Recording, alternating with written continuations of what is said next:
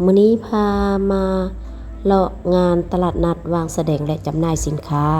เพื่อระลึกถึงวันประวัติศาสตร์บรรพป้องกันตัวเมืองท่าแขก21มีนา1946ครบรอบ80 ปีและเฉลิมฉลอง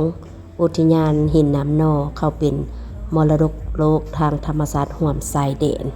ซึ่งงานแม่นได้จัดขึ้นอยู่ที่สวนอนุสรณ์สถานประธานสุภานุวงศ์เทศบาลเมืองท่าแขกแขวงขมวดนาสลากะมาร่วมเป็นพิธีกรเปิดงานตลาดนัดเนาะแต่ว่าก่อนที่ฮอดงานพิธีเปิดอย่างเป็นทางการก็เลยเลาะเอาบรรยากาศให้พี่น้องปองปายได้เบิ่งนะก็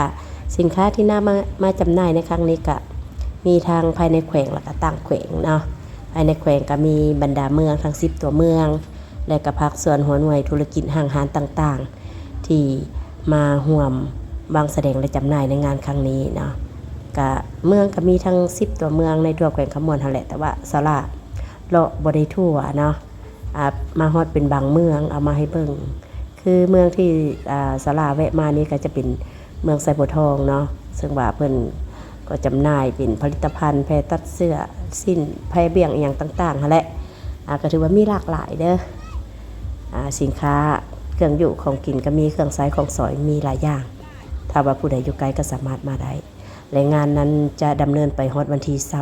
21มีนา2026นี้จึงสำเร็จก็สามารถแวะมาได้สำหรับกันยังสิมาอีกนะพี่น้องเนาะ